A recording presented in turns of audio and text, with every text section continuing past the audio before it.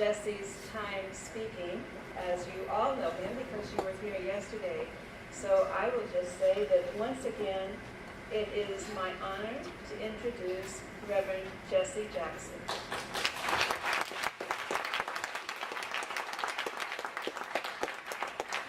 Thank you, Dr. Dondon.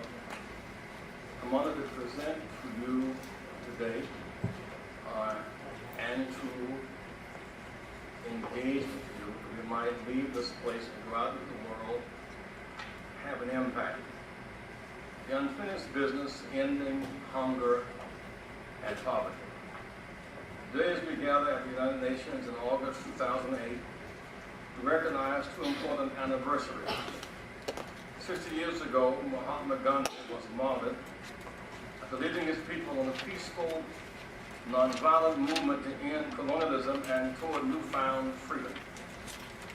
40 years ago, Dr. Martin Luther King Jr. was martyred, fighting for dignity and respect for garbage workers in Memphis, Tennessee. His last campaign, launched in 1968, was the Poor People's Campaign. End the war in Vietnam, redirect the nation's spending from a wasteful war abroad to a war on poverty at home.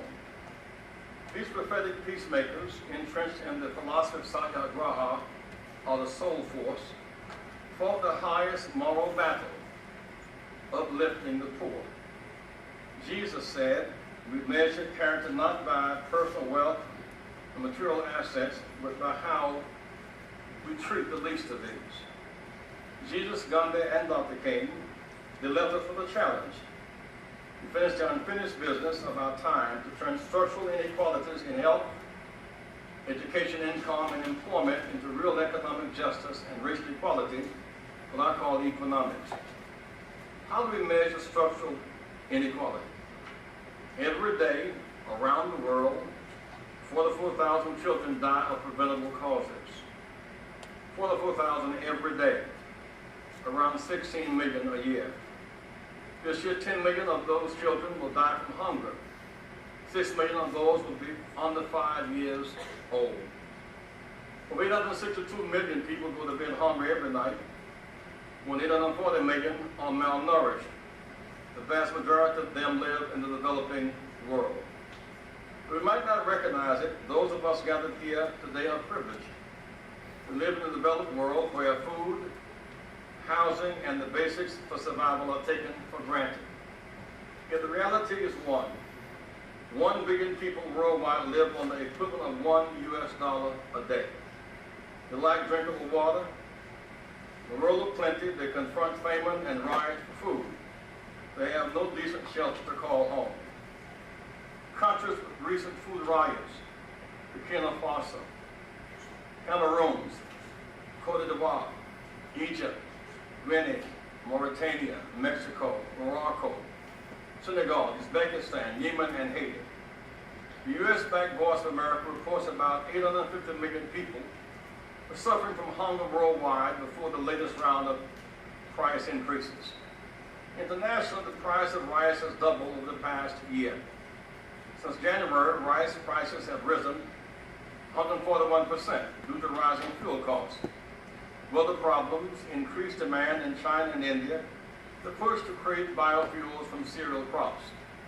Price of wheat has increased by 130%, 10% jump just 2 weeks ago. The Cato Institute recently reported that rice is one of the most heavily supported commodities in the U.S. The 3 different subsidies together averaging over $1 billion a year since 1998, projected to average over $700 million a year through 2015. The result, tens of millions of rice farmers in poor countries find it hard to lift their families out of poverty because of the lower, more volatile prices caused by the interventionist policies of other countries. Rice is a heavily subsidized business in the U.S. Rice ups in the U.S. totaled $11 billion from 1995 to 2006.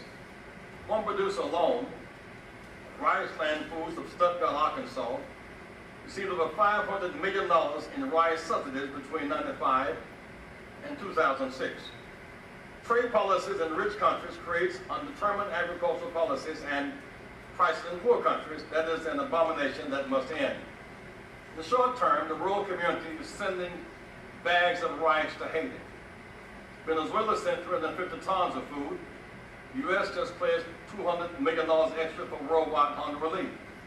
The UN is committed to distributing more food. What can be done in the medium term? The U.S. provides much of the world's food aid, but does it in such a way only half of the dollars spent actually reach hungry people. U.S. law requires that food aid may be purchased from U.S. farmers, processed and bagged in the U.S., shipped in U.S. vessels, which costs 50% of the money allocated. A simple change in U.S. law to allow some local purchase of commodities to feed many more people and support local farm markets. In the long run, what is to be done? President of Brazil, Lula da Silva, visited Haiti a few weeks ago. The rich countries need to reduce farm subsidies and trade barriers to allow poor countries to generate income with food exports to relieve hunger. We in the developed world are consumers with an array of choices and often thoughtless patterns of consumption. Those in the developing world struggle to be survivors, often existing on whatever can be recovered from the refuse of others. The developed world creates overproduction and waste. The developing world suffers from underproduction and scarcity. In the reality of hunger, terrorists find a weapon to incite violence.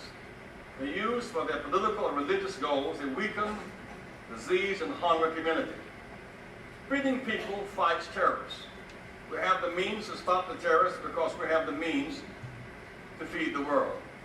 We can fight terrorism through providing food, shelter, and drinkable water on the front side, or through violence, war, and occupation on the backside. Every country in the world can potentially grow enough food to feed itself. Yet right now, 54 nations do not produce enough food to feed their people. If it is possible, why aren't we doing it? Many reasons. Politics, corporate greed, global weather conditions, but mainly because we, citizens of the world, just haven't made it a global priority. Hunger is not a matter of scarcity, it is a matter of will. Perhaps world foreign policy does not reflect the world in which we live, but the reality of today's world. Half of the human race is Asian. Half of them are Chinese.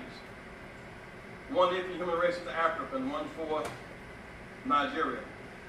But there are 1 billion people in India, twice more than the U.S. and Soviet Union combined. Most people in the world today are yellow, brown, black, non-Christian, poor, female, young, and don't speak English. That is the real world in which we live. Something is wrong with the equation. It's time to live in the new world, a multicultural, multiracial world where most people are black, brown, Asian, and female. Globalization is meeting the needs of just a few. We've globalized capital, but we've not globalized human rights, environmental rights. We've not globalized children's rights. Globalization today is one-sided, benefiting the rich and leaving the poor in the margins. It's time for a change. Despite some modern myths, most people in the U.S. are not on welfare and are not black. They're white, female, and young, and they work every day. They clean houses, they mow the lawns, they take care of other people's children. They pick your vegetables in the fields and bust dishes from your tables in the cities. They work every day. They clean your hospital beds, wipe the sweat from your brow, and clean your bedpans when you are sick. When they get sick, they cannot afford to lie in the bed, they clean up every day. That's a moral disgrace.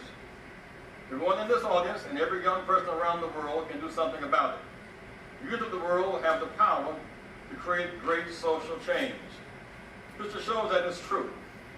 Speaker Kansas, 1954, the third grader named Linda Brown spurred the fight to end segregated schools. Young people coming alive. Nelson Mandela's movement was kept alive by the voices and spirits of children. They kept Nelson in the front of everyone's mind, even though he was in the back of the jail. The youth of this nation led movements which ended the barbaric laws of apartheid and Jim Crow. In Poland, teens led demonstrations against a totalitarian dictatorship and demanded their human rights. In China, thousands upon thousands of youth gathered in the name of democracy in Tiananmen Square. They stood strong in the face of opposition, even when the authorities tried to silence them with violence. You have the power to create the same kind of impressive and imperative change in this world. The world is like putty or clay. You can shape the world in the image of your sacrifices. Don't just allow your energies to be spent in war. You kill and be killed. Let it be spent in progress where you live and let live. Your consumer choices, where you vacation, what books you purchase, what television shows you watch and music you listen to, affect society greatly. You can apply this power to ending hunger, malnutrition, and HIV/AIDS. You must think beyond boundaries and territories. One day in Iraq to feed all the starving children in the world today 4.5 times over. You have the power to embrace what we all have in common, to learn to love in every language. We're all neighbors now. New York, one can fly to Uganda in 7 hours, to Haiti in 90 minutes. There's no country which is too far for us to impact or to impact us. The Chernobyl crisis hit Russia. The leaders assured the world that it was a Soviet problem and they could take care of it. The wind blew and Europe had the problem. The U.S. was affected. Even the cows in Europe felt the effect. Today, young America is coming alive. The heels of the Voting Rights Act, 18-year-olds got the right to vote. Then they could register and vote where they went to school. Today, as we make history, presidential election of 2008, young people are registering in record numbers. They're turning out to caucuses. Young people today have the power to elect presidents. You have the power to change the direction of the whole world. As you leave here today, begin to accept that power. Begin to believe in that power. Begin to believe that you can create a world without hunger and poverty.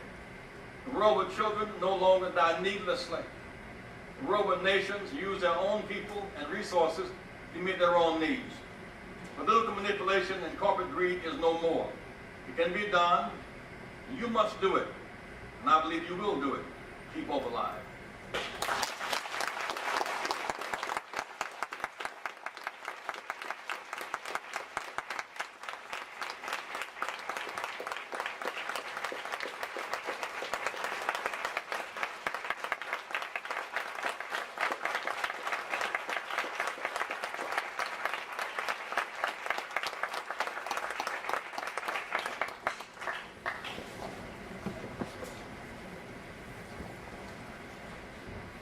Ladies and gentlemen, would you have any questions of Reverend Jackson? Yes, please. Reverend Jackson, given that approximately 86% of the world today identifies itself as religious, what role do you feel that religions and religious leaders play in achieving the Millennium Development Goals and global peace? Religion at its best makes us appreciate and respect the Creator. At its best, it teaches us that life is more than we ourselves. At its best, as a moral imperative to love or to pursue justice. At its best, it teaches us to coexist and not co-annihilate. No God implores us to order. So there's manipulation of religion. In the name of religion, people engage in war in the name of God, which itself is a sin. So religion is that force within our lives. It gives us a deep sense within ourselves that we matter, and we're sacred human beings. But with that sacredness, spread it and bring peace in the world.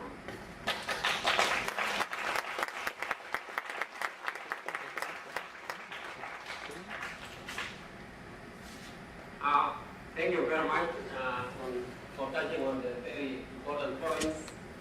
And what I would like to ask is in relation to what you have mentioned on globalization, that they have always wanted to globalize capital, but not globalize human rights. My question touches on issues welfare and also on structural adjustment programs that have been put in place now that are hindering the development of developed countries. What we are seeing today is that agriculture in countries like Kenya, where I come from, is being affected by the policies that have been made and also controlled by the multinational corporations, which are profit-driven and may not be concerned with social issues or the rights of those people. And seeing that in developed countries, farmers enjoy subsidies on agriculture, while in the other hand, trying to go by the structural adjustment program policies that have been put in place, we find that farmers in developing countries are unable to compete in market that has been opened to the whole world, compete with developed nations. And this has been cause of the poverty. So what do you think would be the most suitable approach in order to be able to tame the multinational corporations in shaping the globe this time? Well, the U.S., for example, the IMF is a big factor in this. Because the condition for getting their money is to accept these trade policies. And like in the case of Haiti, to get some money for resources, they had to open up their borders, allow subsidized rice into Haiti, just put their farmers out of business, and they raised the price of rice, and drove them into food riots. And the same thing happened in Mexico. The same company, Rice Land Corporation from Stuttgart, Arkansas, received the last 5 years $500 million in subsidy. They dropped that rice on Mexico and Haiti. So we must change those policies that force poorer countries have to get money on those conditions. And we ourselves must look at those companies that operate in that way, begin to engage in mass action and boycotts. Thank you. Ladies and gentlemen, could you keep your question really, really succinct? Yes. Hello. Hi. If you think that it's enough for organizations to go to different countries like Africa, Middle East, and give food, clothing, water, efficient machines to people, then how come we haven't achieved world peace yet? What's your say in that? World peace is often driven by the will to exploit, the will to rob, the will to rape. And people are victimized of thieves. Sometimes those thieves are governments which rob them. The whole idea, in the last century we saw every country from Ghana down to South Africa free from external exploitation based on race and resources. That's part of our battle. Now that we've won the battle to end colonialism, it's not in the battle of greed and corruption. And because there's always such a gap between resources sent and resources delivered. And so right now we're on the brink of several wars. The war in Iraq, a war that we chose, was not necessary to fight the war in Iraq. Just out of the arrogance of our will to power and our greed for oil, we attacked Iraq. Now we are in Afghanistan. We're threatening Iran. And now Russia's attacked Georgia. We have neither the military nor the moral authority to challenge them because Putin has done just what Bush did. Violated international law, number one. Use overwhelming power called strike and all, and do it to the sake of oil. So you see the power of the greed being abused. And so fighting those policies becomes a part of the challenge of your day.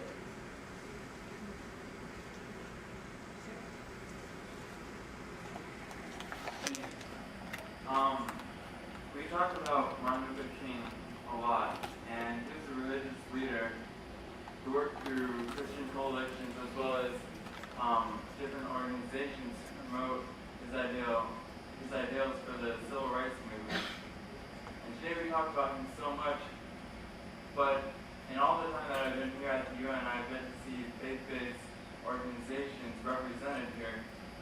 And religions, their ideals are in line with the UN as far as I can see. So, how do you feel about the lack of the faith-based representation here at the UN? I really can't answer that. I don't know why we are not represented here in greater numbers. I know that sometimes they are. I know there's a lot of religious activity. I do not know about the extent of their presence here.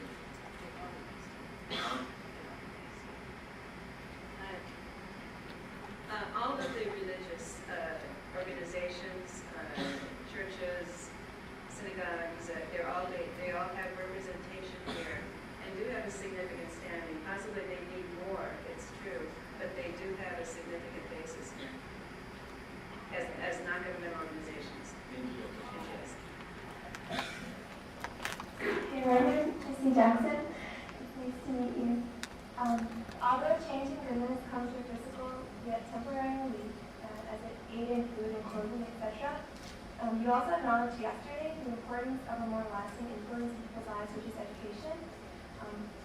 So rather than mere AIDS and HIV education that simply restates those people's problems in a way, Reverend Jesse Jackson, as a disciple of Jesus Christ, don't you think that our educational focus ought to emphasize the importance of establishing true God-centered families that are based on the models of equality and justice endowed on all men and women by the Creator, such ideals that our democratic society honors and has documented in America in the Declaration of Independence?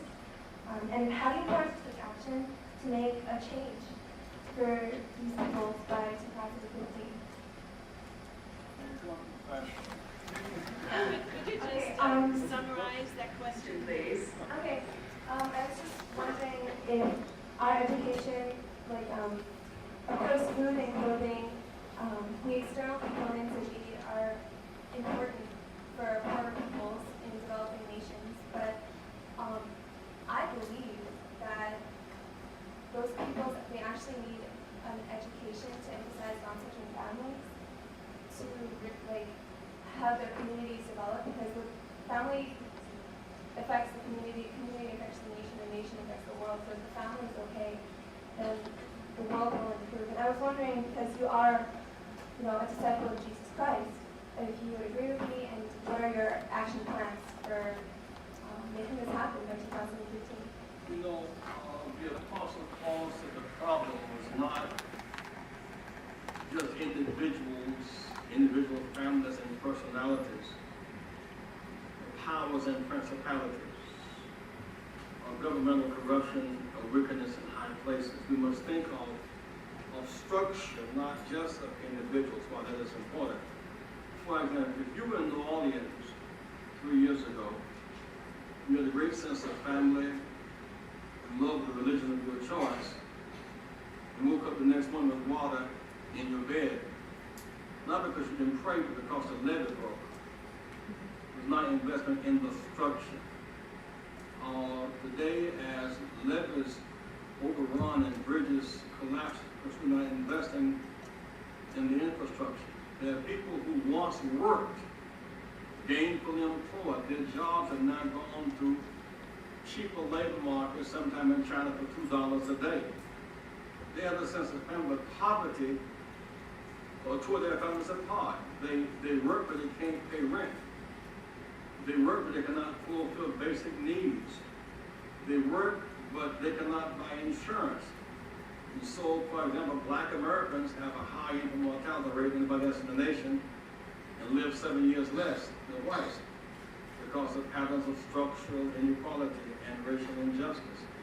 So we need to do both, have a personal sense of family, and also fight for justice so we all can have an even playing field, an equal opportunity. So what are your plans to do this by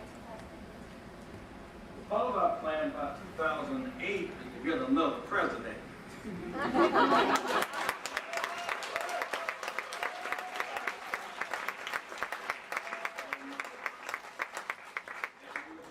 That means new priorities, a war on poverty, a war on hunger, a war on easy access to guns, a war to end violence, not to spread violence.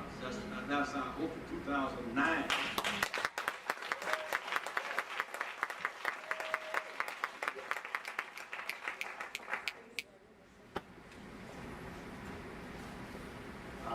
Thank you, Reverend Jackson. Your words are incredibly inspiring to all of us. With the attempted spread of democracy worldwide and the fact that it's kind of being embraced as the political institution of the future, how do you feel about facilitating democracy in places where culture and religion aren't necessarily inherently democratic?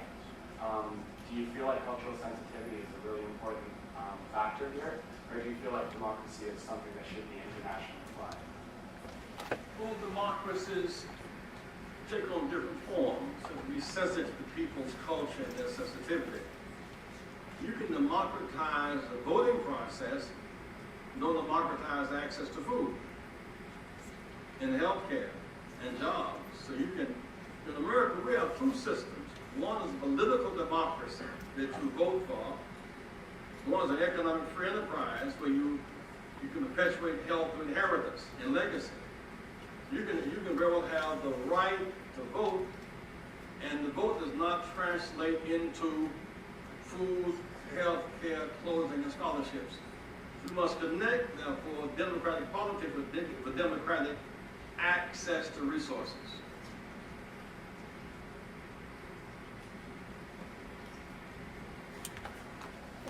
Thank you, Reverend Jackson.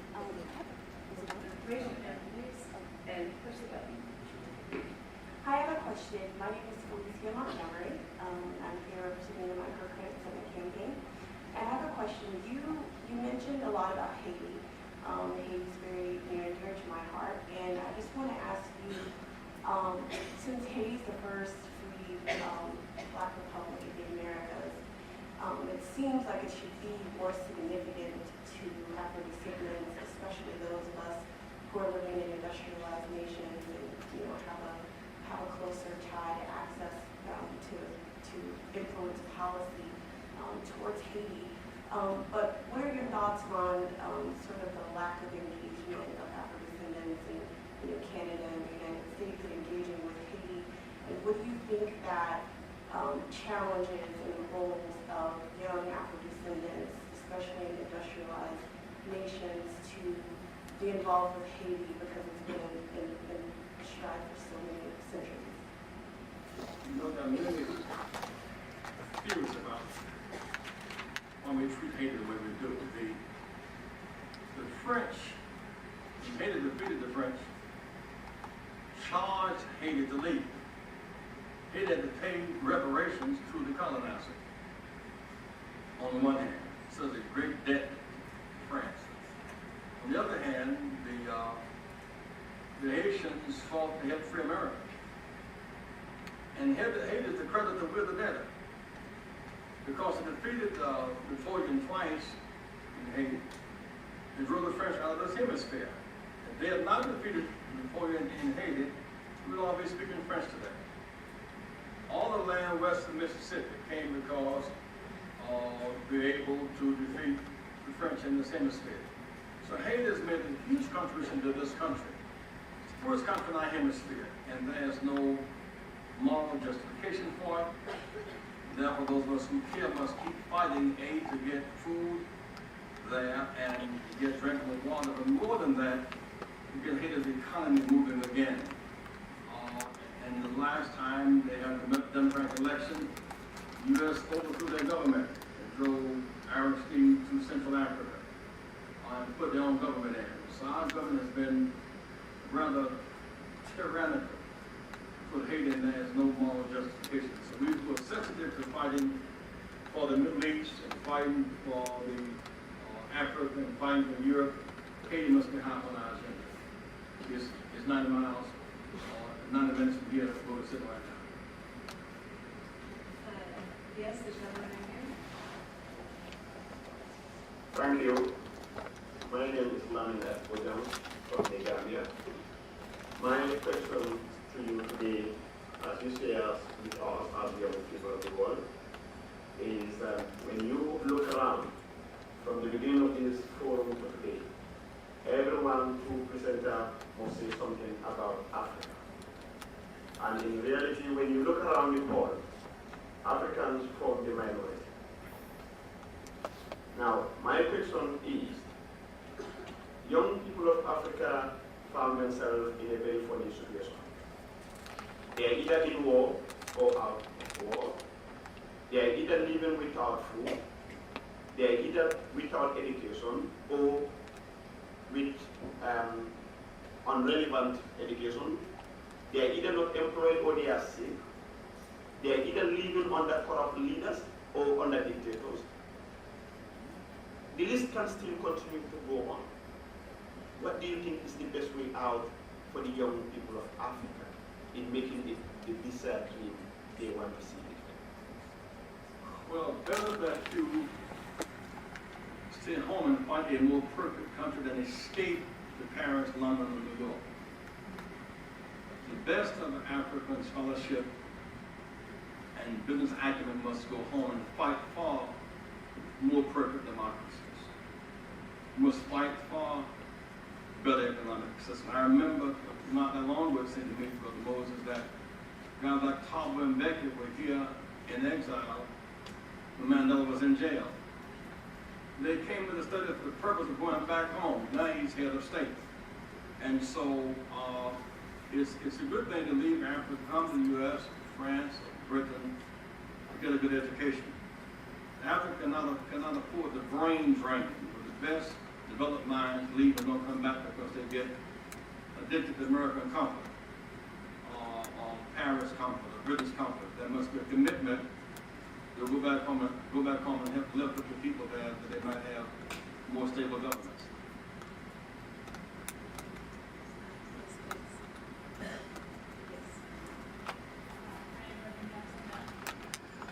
Hi. Well, hi. My name is Judy, and I'm from an organization called Work Hard. And Dr. Hong actually teaches the youth to be a good leader, meaning to have positive energy and spread it to everyone. And so I was just wondering, in your experience, how do you reach people's hearts and motivate them and give them hope and really spread that energy? Well, first of all, you must appreciate your own intrinsic worth and do not self-degrade. Do not demean yourself. Do not live below your privilege as a person. And be sure that your heart is right, that you choose to do good. But then you cannot just be a good person, you must fight for a good community and help people other than yourself. Your strength is in how you help others, not just how you are able to sustain yourself. I would say young people, one of the first laws is develop a sound academic foundation. You really cannot teach what you don't know. Dr. King, with all of the talk of him and his dream, he was quite a scholar activist. He finished high school at 15. He finished college at 19. He finished seminary at 22. He has his PhD at 26. When the opportunity came for him to leave, he had some information. He had strength of mind and character. And Castro has a PhD. Mao had 3 PhDs. You can't teach what you don't know. So getting a strong academic footing is critical. We have time for one more question. And Yes, all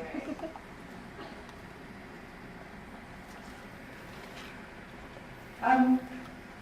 You in the West are indebted to your generation, truly, for what you've accomplished in terms of civil rights. As a young person now, you've mentioned a few things that you can be doing in terms of action, I suppose, to try and bring in the world. It's more beautiful. apart from electing presidents, attending caucuses, and perhaps boycotting companies that are causing such damage as you mentioned with Riceland, what other things would you like to see our generation doing? How can we step up to the plate? As Americans, the first thing we must decide is to not self-destruct. We are the largest consumers of illicit drugs in the world. Our drug consumer habits create the supply for the drug demand. And the drug lords are corrupting and oppressing whole governments. Therefore, do not self-destruct. Avoid drugs. It is at best short-term pleasure, long-term pain. And there are those who rationalize that the cocaine, the crack, the marijuana is all right. It's not all right. It's mind-numbing and limits one's capacity. I would urge you to resist drugs. I would urge you, second, to resist violence as a way of solving problems. Today in our own country, we've lost 4,500 soldiers in Iraq in 5 years. We lose 30,000 a year at home to violence. 30,000 a year in America, most men nation in the world. 100,000 are injured who don't die, but end up often crippled the rest of their lives. And we've made semi-automatic weapons legal. It's significant. Third piece is, I said, becoming academically sharp. So you can, in fact, help people because you can teach people. And you've learned how to help people. A fourth one, I think, is to have a sense of religion, a sense of character, a sense of caring, a sense of selflessness, a sense of embrace of people other than yourself. And to think that when we go beyond ourselves, beyond color and culture and find character, we do our best work. Beyond color, beyond culture, beyond character. Some years ago, there was a guy beaten nearly to death named Rodney King. Created a great riot in LA. And Rodney King was not the hero. He was the victim. And the guy heard him being beat, a white photographer, and he heard the sounds. He looked out of his window. He could have said, that guy does not belong